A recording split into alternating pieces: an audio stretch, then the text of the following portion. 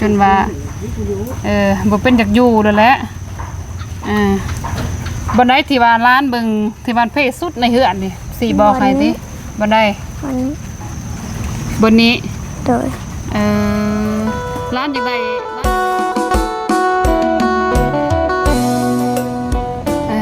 เปิดภาพมามื้อนี้พ่อแม่พี่น้องเอ้ยเนาะสนิทกับเขามาทางบ้านน้องสุดารัตน์มื้อนี้พี่น้องเอ้ยเนาะมาหาบ้านน้องเพิ่นมาเยี่ยมยามอีกครั้งพี่น้องเอ้ยเนาะบ่ว่าช่วงนี้น้องเพิ่นเป็นจังไดเนาะเพราะว่าได้ยินทาง FC เนาะเพิ่นให้สนิทเข้ามาอีกเพิ่นว่าพี่น้องเอ้ยเนาะมาเบิ่งบ้านน้องสุดารัตน์แน่เพิ่นว่าเนาะส่วนนี้คือว่าอยากเหยอยากยั้งไปแล้วเนาะแอมพาบัดไปยังเนาะแอมเลยกับพาบัดพากะตีกะสิลุสิลวงเบิดแล้วเนาะข้างลุ่มมันเพิ่นว่ากระโพดโพพี่น้องเอ้ยเนาะแห้งส่วนนี้ก็เป็นช่วงฤดูฝนเนาะก็บ่ได้ว่าสิว่าสิอยู่สิเศร้านี่แหละมันยากมันลำบากพี่น้องเอ้ยแห้งช่วงเดือน8เดือน9นี่ก็สิเป็นถึงฝนถึงพายุเนาะเพราะว่าบ่ฮู้ว่ามื้อนี้น้องเพิ่นสิอยู่เฮือนอยู่ซ่านบ่พี่น้องเอ้ยกระโพดโพเนาะแอมพาบัดคักแน่ละบัดนี้ส่งคลิปก่อนเนาะสนิทกับทีมงานก็ได้เข้ามาหาทางน้องๆเพิ่นนี่แหละพี่น้องเอ้ยเนาะก่อนอื่นก็หันหน้าหันตามมาทางพี่พ่อแม่พี่น้องเอ้ยเนาะเพราะว่าฝนก็ตกเลยพี่น้องเอ้ยเนาะกลางจองเลยมาบ้านน้องเพิ่นก็ย้อนความสงสารเนาะอยากให้น้องเพิ่นมีโอกาสเนาะก็บ่ฮู้ว่าเพิ่นสิเปิดทิศเปิดทางให้อยู่บ่น้องก็สิโศกสิมานอยู่บ่น้องสุดารัตน์เพิ่นพี่น้องเอ้ยเนาะก่อนอื่นก็กราบทักทายสบายดีเด้ออีพ่ออีแม่ FC สุขุสุคนเนาะบ่ว่าอยู่ภายในและก็ต่างประเทศพี่น้องก็ยินดีเข้าสู่2สนิทไปเนาะมาพบมาพบกันเส้นเก่าเส้นเคยเนาะก็เข้ามากับเอื้อยหนูนาพี่น้องเอ้ยเนาะเข้ามาบ้านน้องสุดารัตน์อีกครั้งพี่น้องเอ้ยเนาะแต่บ่ฮู้ว่าน้องเพิ่นอยู่แล้วบ่หรือว่าไปทางอื่นแหละพี่น้องเอ้ยเนาะเพราะว่าฝนนี่ก็ย่อยเลยช่วงนี้เนาะดินลงมาเลยฮอดตามกาลฤดูแหละเนาะสบายดีเด้อเอ้ยหนูนาสบายดีเด้อกับสวัสดีและสบายดีเด้อน้องปอยเมย์ทั้งสองน้องนูนิดพี่น้องเอ้ยเดี๋ยวขอบใจเด้อโคตรโคเนาะบรรยากาศเหนือน่ะเนาะแมนย่อยเด้อเจ้าหันอาบน้ำฝนเนี่ยหน่อยนึงฮะนี่เอ้ยอาบน้ำพ่นบ่แม่นเพราะว่าน้องนิดถือกล่องเด้โอ้ดอกไม้เพิ่นงามเนาะเลยดอกไม้ได้งามอยู่พี่น้องเอ้ยแต่สภาพเพื่อนรถเลยเนาะบ่ได้มาเลยถ้า FC เก่าก็สิเห็นพี่น้องเนาะก็มาหาบ้านน้องเพิ่นอีกครั้งนึงแหละพี่น้องเลยเพราะว่า2เดือนเนาะ2เดือนผ่านไปที่ว่าบ่ได้เข้ามาหาทางน้องเพิ่นเลยล่าสุดตอนนี้ก็พูดแล้วสภาพโหดโผบังโมบังแตงแอมพาบัดคักแน่เลยนี่บัดนี้แม่นจักสิอยู่ได้ไปฮอดซำใดเนาะเกินได้ตำเนาะคลิปเบิ่นหน้านี่แหละพี่น้องเด้ขาดหมดเนาะเสียบออกเบิดอยู่นี่เลยก็แท้เอาว่าเนาะโดยสบายดีเด้อยายเด้อบ้านตะกี้เบิ่นหน้าเป็นจังได๋เดียวนี่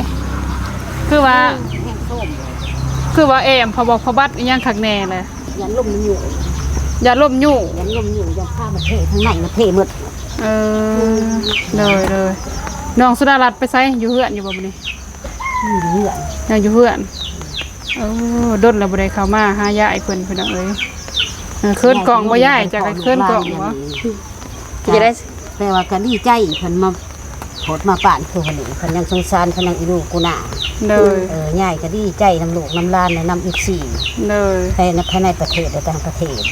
ดีใจที่สุดจะเกาะทั้งหัวเพิ่นบ่ถึงบ่ปะเพิ่นเบิ่งคันแย่งเพิ่นอุ้มสู้เฮาก็โดยเฮาก็บ่ได้มีดอกมาอัปเดตให้เพิ่นซื่อๆแล้วเนาะยายอันวิสั่งก็ยายดีใจนะครับภูมิใจนำลูกนำหลานนะว่า อายุจักปีละยายเดี๋ยวนี้ อันนี้มันก็เขา70 ปลายนั่นแหละ 70ปลายแล้วเนาะอยู่คันว่าเราก็อยู่กับหลานเนาะ อยู่กับหลาน2 คน อยู่แบบโดดเดียวคันสิว่าจากหนึ่งเนาะรู้น่ะ สามว่าโดดเดียวเด้อสนิท ชีวิต กันว่าล้านมาอยู่นำเนาะ บ่มีครอบครัวเด้แล้วก็ได้ กันว่าล้านมาอยู่นำกะบ่ได้อยู่นำเพิ่น เลย ไปหาเฮ็ดเวียกเลยแต่ละมื้อแต่ละเว้น ถ้าสิเว้าร่วมแล้วก็ตะกี้นี่เนาะอยู่นำลูกมันก็ลูกลงต่างแล้วก็อยู่นำหลาน โดย หลานก็ได้ลูกอะไรหลานมาแล้วก็เลี้ยงเล่นบัดนี้ เลยใส่น้องสุดารัตน์เพิ่นได้เอิ้นน้องสุดารัตน์มานํ ล่างลูกมาได้ล่างละเด้ย น้องสุดารัตน์อันนี้ก็สิเป็นยาย อยู่เพื่อนบ่ ยายของน้องสุดารัตน์นะน้องสุดารัตน์เพิ่นพี่น้องเนาะ อีหล่ะแห้ง สบายดี เสียง ปลา ค ลู อก ย เวลาไหม สบายดีพ่อแม่ปลาลุง เลยร้องแห้งเลยเด้อ บอกดังๆแด ร้านเฮ็ดหยังแต่ละมื้ออยู่เฮือนเดียวนี่ เมืองน้องให้กันยาไปหากินหายาเมืองน้อง เบิ่งน้องบ่ แล้วหากินมีได้สั่งดอกบ่เตียก ใหญ่ขึ้นคุยหนึงเนาะตอนนี้ เลยจอยจะเล่งเว่ง เพราะว่ามางวดก่อนนี้ยังน้อยๆได้มางวดนี้นี่เบิ่งสีหน้าสีตานี่สิเป็นผู้สาวเลยแต้มคิ้วบ่ ก็ เป็นหยังอันนี้ สบายดีอยู่บ่สวงนี่ สบายดี ต บ่ อบดีสบายดี สบายดี คิดฮอดแม่บ่ พ่อ คิดฮอดแห้งบ่ ทอดแม่ก็ ที่ถอดแม่ คิด ไป ฮอดแม่คิดฮอด พาน้าสาวไปเบิ่งรอบๆบ้านค่ะเป็นจังไดคือว่า FC ว่าสิเหญ่ละเฮือนค่ะสิล่มแล้วไปทางใด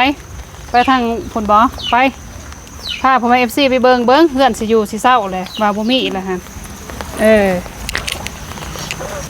ไปมองได้มันเพ่บอกเด้อยินบ่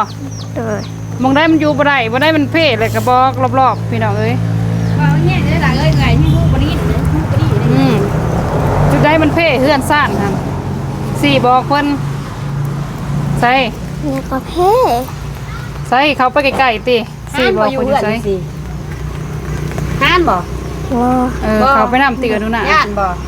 ญาติ เป็นจะได้จังย่าน อืม เป็นยังคือย่านย่านยัง มันโจน ย่านโจร จัน จั จู กรยานยังอีก สี่บอกติบ่ได้มันเพ่แห้งค่ะ นี่มัน สี่อยู่เทิงหั่น โดย อืม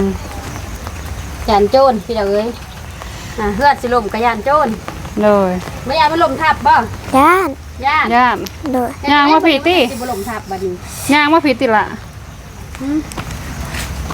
คนหน่อยเลยพี่เด้อเอ้ยพบคนย่านคนเปียกบ่ ญาติ ย่านได้ ย่าน บ่ ลม เฮือน ทับนี่ ญาติ อยากได้บ่เฮือนใหม่ ได้ อยากได้ โดย ปิ่นน้ำใส่กล่องไปติปิ่นไปใส่เฮือนเลยนู่นน่ะก็ได้จะได้เฮือนหลังใหม่ อยากได้เฮือนหลังใหม่ เสียจังไดบัดนี้น้องคนจะได้เฮือนห ไอ้ ลัง บ่ ใหม่ สิพาไปตัดไม้สักไม้ได้บ่ได้บ่ พ่อพูด บ่ ฮู้ ฮู้ ไม่บ่ได้ว่าสิบ่ฮู้สิแป้งเฮือนให้นี่ อืม ไปบ่ ให้ ไปแบกเองได้บัดนี้เนาะ เนี่ยสิพาไปเฮ็ดวัตถุกอย่างนะพาไปบอกวิธีการตัดเหยียดตัดแล้วก็แบกก็มาสอดใส่แล้วนี่ เลย แต่มันหักเด้ เออ คันสอดที่ขยันมากออกเป็นเพ่เบิดไปทักสนิท เด้เลยแล้วแหละแบบนี้ กล้าว่าไม้สังไผนี่จักลำ นะครับ เพราะว่าคันว่ามันเย่คือจังซี่นี่คันมันโดกแห้งนี่ยันแต่ว่ามันสิลกใส่นอกนี่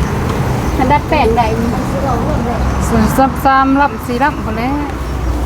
ป่วยบ่จักแอมนี่ได้หัดเพียงนี่ได้ โน่ คันหัดนี่ก็ลายแล้วเนาะบ่ได้แม่น30ลำได้รับ20หรือ30ลำนี่แหละมาแหลบสอดใส่ สอดใส่แบบว่าบ้างชั่วข้าวนะแบบว่าให้มัน แม่น ต่อเติมความหนักนี่ เลยเป็นเอาเอ้ยเนาะก็ขอตรวจขออภัยเด้อเนาะให้ถ้าเอ้ยหนูนาเพิ่นเป็นมือกลองให้อีกพี่น้องเนาะ โน่ เลยเอ้ยหนูนาเป็นมือตะกองให้สนิทอีกพี่น้องเนาะจนนั้นเพิ่นว่าโอ้ย เจ้าของเองเห็นเป็นมือกล่องบ่เนาะ FC เพิ่นก็เคยได้ถามได้เว้าได้ว่าอยู่พี่น้องเอ้ยเนาะโดยสบายดีอีกครั้งเด้ออีพ่ออีแม่ FC เนาะมื้อนี้สิพาทางอีพ่ออีแม่เนาะมาเบิ่งทางบ้านน้องสุดารัตน์เพิ่นพี่น้องเอ้ยเนาะตอนนี้ก็พังแห้งแล้วเนาะมา2คิดก่อนยังซ้ำนึงพี่น้องเอ้ยเนาะแต่มาอีกตอนนี้นี่ก็จนว่าบ่เป็นจักอยู่แล้วแหละบันไดที่ว่าร้านเบิ่งที่ว่าเพศสุดในเฮือนนี่สี่บอกให้ติบันได วันนี้ บนนี้ โดย ร้านจังใดแบบใดถ้าว่ามีงบเฮ็ดเฮือนนี่ร้านจังใดบ่ได้แบบพาเกตตี้ขึ้นบ่หรือว่าไม้เซลล่าหรือว่าเพชรเรียบ อยากได้แบบเพื่อนน้องไม้นี่บ่ หรือว่าอยากได้ไปเพื่อนน้องไม้หั่นบ่แบบใดร้านอยากได้ อยากได้แบบพัน อยากได้แบบพัน โดย อยากได้แบบพันนั่น ได้แบบนั้น อยากได้แบบบ้านน้องไม้เพิ่นพี่น้องเอ้ยเนาะก็อิงตำบุญแล้วเด้อคันสิได้ยินบ่ โดย นะซาก็มาอัปเดตซื่อๆให้ทางอีพ่ออีแม่ได้เบิ่งเนาะถ้าว่าอีต้นน้องเพิ่นพี่น้องเอ้ยเนาะอีต้นหรือว่าเมตตาทางน้องสุดารัตน์เพิ่นเนาะอยากซอยน้องเพิ่นก็บ่ว่าสิว่าดันใดสุดแล้วแต่ทางอีพ่ออีแม่ FC เนาะเบิ่งไปนำกันเหมาะสมสิซอยน้องเพิ่นแบบใดเนาะก็ซอยพี่น้องเอ้ยเนาะเฮาก็ยินดีเป็นสะพานบุญให้เนาะสองสองน้องเฮาเพราะว่าสิซอยทางทีมงานเฮาก็แล้วแต่พี่น้องเอ้ยเนาะเห็นในคลิปเฮาไปแล้วก็ได้เมตตาเพิ่นแน่พี่น้องเอ้ยเนาะตอนนี้บ้านน้องเพิ่นนี่ก็ส้มแห้งแล้วคันสิว่าแล้วก็ได้อยู่กับไผตอนนี้ อยู่ อยู่ กับ เฮือนนี่ อยู่กับยา อยู่กับย่าบ่ โดย จักคนอยู่นำกันเดี๋ยวนี้ อยู่3คน โดย พ่อแม่ร้านเด้ไปใส่ พ่อแม่ล้านไปเฮ็ดเปียก ไปเฮ็ดเวียกอยู่ไส อยู่ไทย อยู่ไทย โดย ไปด้นแล้วบ่ โดน ด้นแล้ว โดย เป็นเรื่องเลย ได้เดือนแล้วบ่หรือว่าได้ปีแล้วบ่จังได๋ ได้บ่3 เดือนจะไปอีก บ่ฮู้ บ่ฮู้ โดย พี่น้องเอ้ยเนาะก็สิต้นเติมนี่แหละเพราะว่าเพิ่นก็น้องเพิ่นก็คันสิว่าแล้วก็ขาดความอบอุ่นได้นู่นน่ะเนาะขาดความอบอุ่นแล้วพี่น้องเอ้ยเนาะพ่อแม่ก็บ่อยู่ไปหารับจ้างรับบายนี่แหละบ่มีเงินเด้พี่น้องเอ้ยเนาะก็สิอยู่จังได๋ถ้าว่าอยู่นํกันเบิดก็จักสิหาสิกินหยังให้หน้าผ้าต้มก็บ่มีเนาะดินดอนก็บ่มีพี่น้องเอ้ยเนาะอาศัยซื้อแต่ข้าวกิโลกินเนาะล่ะเพราะว่าเฮ็ดก่อนทีมงานเฮาก็ได้เข้ามาแล้วพี่น้องเอ้ยเนาะเข้ามาอัปเดตบ้านน้องเพิ่นนี่แหละแต่สนิทก็เข้ามาอีกเนาะย้อนสงสารบ่ว่าสิซอยแนวใดเนาะก็มีแต่ซอยอัปเดตอยากช่วยแบบนี้นี่แหละพี่น้องเอ้ยเนาะเป็นกระบอกเสียงให้สังคมเนาะได้รับรู้เนาะผู้ใดที่ว่าเมตตาสงสารน้องเพิ่นนี่แหละเพราะว่ายามนอนนี่ก็นอนกับไผ นอนกับยาน อนกับย่า โดย น้องได้ไปใส่คือบ่เห็น น้องอยู่เพื่อน น้องนอนอยู่เรือน โดย เพราะว่าส่วนนี้ก็เป็นยามฝนเนาะพี่น้องเอ้ยเนาะก็สงสาร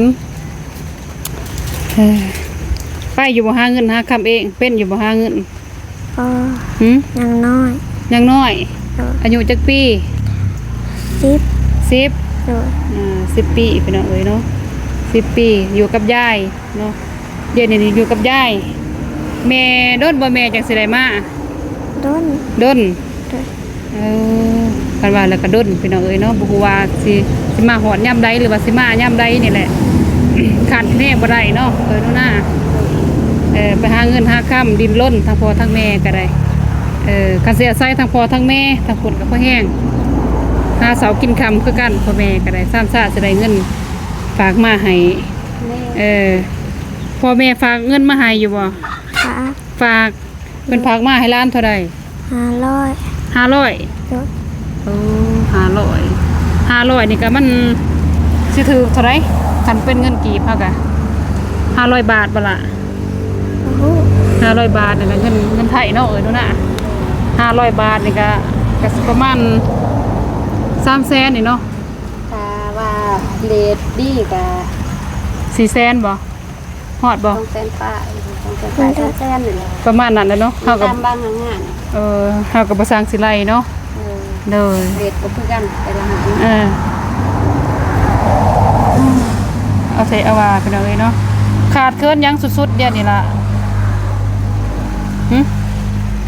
ขาดเคินยังสุดๆในการกินการอยู่นี่ใส่ชีวิตกับยายเขาวกินมีละบ่ ยัง ยังเกลือเป็นนัวเด้ ยัง ยัง เป็นนัวนะ ยังพี่น้องเอ้ยเนาะเนาะคาดว่าแล้วก็ขาดเคินหลายเนาะตัวเล็กๆพี่น้องอยู่บ่นึงอยู่บ่เขา นั่ง นึง โตัว ย่ำเช้ากับลูกนึงเขาบ่ร้านเป็นอยู่บ่เฮ็ดกินเฮ็ดอยู่เฮ็ดกินก็ได้ บ่ บ่เป็นอยู่กับยายซองตายายแล้วเดี๋ยวนี้ซองร้านยายบ่ไปซองร้านยายแล้วเนาะร้านแล้วก็ยายพี่น้องเอ้ยเนาะก็บ่ฮู้ว่าสิเฮ็ดจังไดสงสารที่อยู่ที่เศร้าก็ได้สังกะสีก็เป็นจังไดหัวกลัวเก่าอีกบ่เดี๋ยวนี้ โดย กลัวเก่าอีก โดย ฮอดบ่มองนอนก็ได้คนย่อย บ่ บ่ฮอดบ่ล้านนอนค่ะ โดย แถวใดมันหัวค่ะซะสังกะสีค่ะ อยากไก่บนนอก อย่าใกล้บ่นอนแน่ โดย ร้านเฮ็ดจังไดเวลาพ่นหัวลงมาใส่หัวหั่นนี่ เอาซานโตง แล้วก็ซ้ำโตง โดย เอาซ้ำโตงแล้วไว้เนาะเห็นทีมงานเขามาหาร้านอยู่บ่ได้มาอยู่บ่ทีมงานได้มาอยู่บ่จื้ออยู่บ่ไผแน่ได้เขามาได้มาอยู่บ่ มามีไผแน่เขามาหาร้านอ้าว1 บาตูน ประตูน2ไผร้านจื้อบ่ รอ บ่เจ็บได้มาบ่ฮะ รอ บ่ได้มา เด้อ บ่เจ็บบ่ได้มา เด้อ เห็นแต่ประตูน เด้อ เห็นแต่ประตูนมาพี่น้องเอ้ยเนาะบ่าวนุ่งได้มาบ่ พอ บ่ เด้อ อ้าวบ่มาจะกับบ่าวนุ่งแต่เป็นคนเปิดให้อยู่ มาเบิดเด้อ เด้อ โอ้บ่จื้อเลยพี่น้องเอ้ยเนาะสิแม่น้องเพิ่นจะเข้าใจว่าในเดือนตัวนี้ ในเดือนตัวนี้นี่บ่ เด้อ ตัวไปเลยแล้วน่ะซาวไทม์พี่น้องเอ้ยเนาะความร่วมเลยแล้วตั้งแต่ทีมงานเฮาลงมานี่แล้ว มาหาครอบครัวทั้งครอบครัวล้านนี่แหละบ่ว่าสิเป็นจักเทื่อบ่ฮู้แต่ได้เข้ามาแม่นบ่ เด้อ แต่ได้เข้ามาพี่น้องเอ้ยเนาะแต่ว่าบ่ได้มีการเคลื่อนไหวหยังเลยเนาะบ่มีการเคลื่อนไหวหยังกับน้องเพิ่นพี่น้องเอ้ยเนาะบ่ฮู้ว่าเฮากับมาถ่ายเบิ่งซื่อๆอีกตามบุญหรือว่าดวงของน้องเพิ่นนี่แหละพี่น้องเอ้ยเนาะแต่ว่าน้องเพิ่นบุญของน้องเพิ่นก็แม่นเพิ่นสิมีโอกาสได้นำหมู่เนาะคันถ้าว่า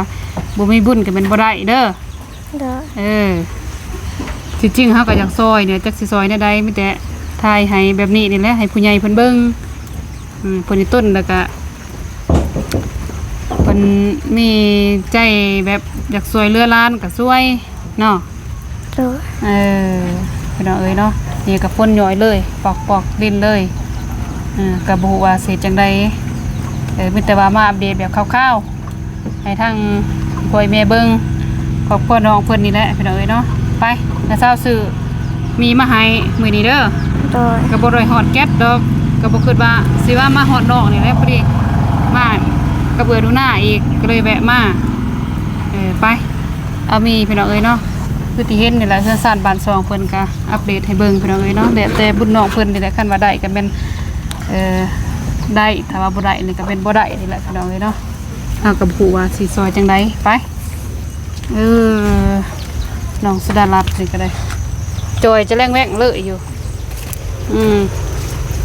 กินอยู่บ่อาหารแซ่บๆนี่ได้บำรุงอยู่บ่ล่ะ เด้อ ฮะ เด้อ บ่คือบ่บำรุงนี่ฮะเป็นหยังคือบ่บำรุงแน่สบายดีเด้อไปจังได๋ ใส่แม่นี่เนี่ย แม่ได้อยู่เฮือนแล้วพุ่นแหล้วดำหน้าบ่มื้อหน้าไปดำน้ำคันมีเวลาได้ยอกเพิ่นเด้อพี่น้องเอ้ยเนาะตอนนี้จะบ่ได้อันนี้ดอกยอกทางน้องเพิ่นขอบใจหลายๆเด้อ เด้อนะสาวซื้อมีมาให้เด้อบ่ฮอดแก๊สเด้ เพราะว่าไปแต่ละเคสนะก็ได้สิซื้อให้ทางน้องๆเพิ่นแน่เพราะว่าก็มีอยู่งบแต่ก็มีบ่หลายก็หลายสำหรับสนิทนี่แหละ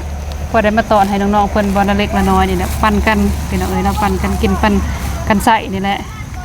งบนี้ก็บ่แม่นของเอื้อยเองเด้อ โดย ของทางพ่อบุญของเอื้อยเด้อหรือว่าน้าสาวพี่น้องเอ้ยเนาะสนิทกับคนน้าสาวคนว่าเอื้อยก็เว้าไปแบบพิๆถึกๆแน่เนาะก็ตื่นเต้นให้น้องเพิ่นขอบคุณพ่อใหญ่เพิ่นเป็นอยู่บ่ เป็น กระดบมือ ขอบใจหลายๆเด้ เว้า อ แห้งเด้อ ขอบใจหลายๆเด้อ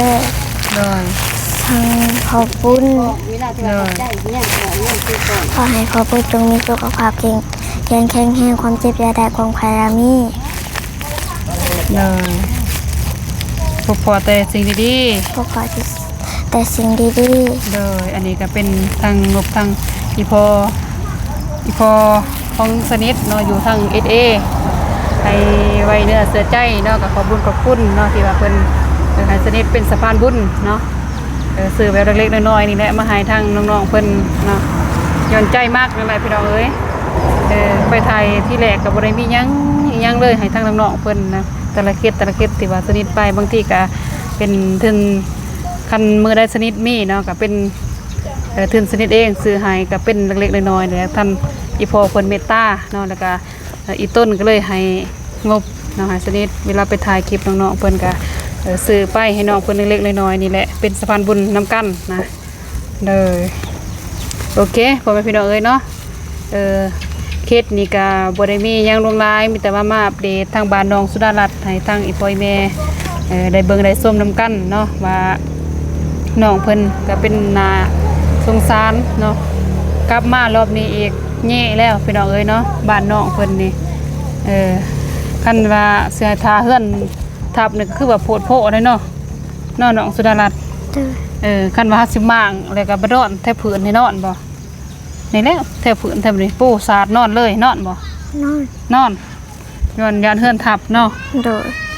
พี่น้องเอ้ยเนาะย้อนความจนนี่แหละก็ไปก็บ่อยากจนเนาะเรื่องนี้ก็บ่ได้ปราณีผู้ใดเนาะเฮ็ดจังได๋ได้ชีวิตแต่ละคนเฮาเกิดมาก็คือกันผู้มีบุญก็สิโอเคเนาะผู้บ่มีบุญก็คือเฮ็ดนี่แหละหากอีกตามบุญคือกันตอนนี้วาสนาบ่บ่ได้ตอนนี้ก็ได้เนาะคือสนิทเองก็บ่แม่นสิมีดอกพี่น้องเอ้ยเนาะแต่ใจมากอยากเฮ็ดแบบนี้อยากช่วยเหลือในสังคมเท่าที่ความสามารถเนาะสนิทไปได้แล้วก็ช่วยได้พี่น้องเอ้ยเนาะ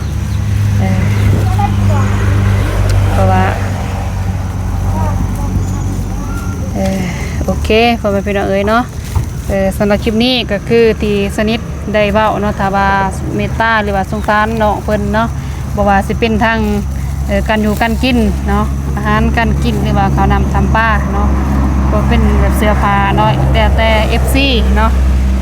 สิว่าเอ็นดูทั้งน้องเพิ่นนี่แหละเนาะสิซอยได้ก็ได้พี่น้องเอ้ยเนาะแล้วหรือว่าสิทั้ง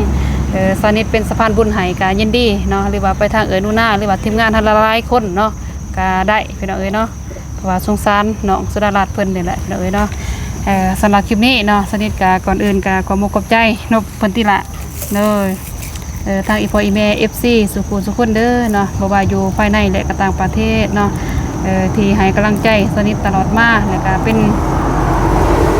ให้สนิทได้เป็นสะพานบุญเนาะในครั้งนี้แล้วก็ขอบใจพิเศษทางพ่อบุญแล้วก็ย่าเนาะอยู่ทางUSAเนาะที่ยืนมือแล้วก็อุปถัมภ์เมตตาทางสนิทตลอดมาเนาะขอให้เพิ่นจงอยู่ดีมีแห้งความเจ็บอย่าได้ความกายยาสุมีพบพอแต่สิ่งดีๆเด้อเนาะพร้อมด้วย FC นำเนาะสำหรับคลิปนี้เนาะสนิทก็จะได้จบคลิปไปเพียงเท่านี้พบพอกันใหม่คลิปหน้าสำหรับคลิปนี้ก็กล่าวคำว่าสบายดีนะ